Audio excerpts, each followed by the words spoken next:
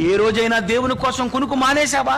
ఏ రోజైనా దేవుని కోసమని సెలవు పెట్టి బైబిల్ ఎప్పుడైనా చదివావా? లేదే. ఏమి చేయలేదు ఈ రోజు వరకు. నీవు నీ భార్య నీ పిల్లల కోసం నువ్వు బతుకుతున్నావు అంటే నువ్వు మారు మనసు పొందినవాడువు కాదు. దేవుని కోసం ఎవరైతే బ్రతుకుతారో వాళ్ళే మారు మనస్సు అక్కరలేని 99 మంది. అంటే ప్రియమైన దేవుని పిల్లారా, మారు మనసు అక్కరలేని 99 మంది అంటే మారు మనసు అక్కర్లేని స్థితిలో నువ్వు ఉన్నావా?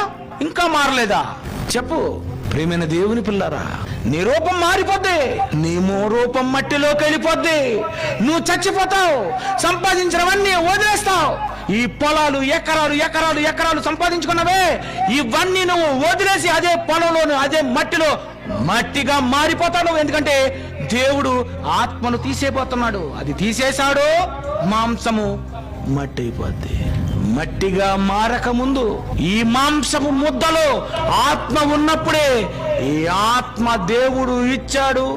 దేవుని కోసమే బ్రతకడానికి వచ్చానని తెలుసుకొని నీ రూపాన్ని మట్టిలో కలిపేసుకో. ఒకరోజు యేసు రాకడలో సమాధిలో నుండి లేచి తండ్రి యొద్దకు చేరుకో.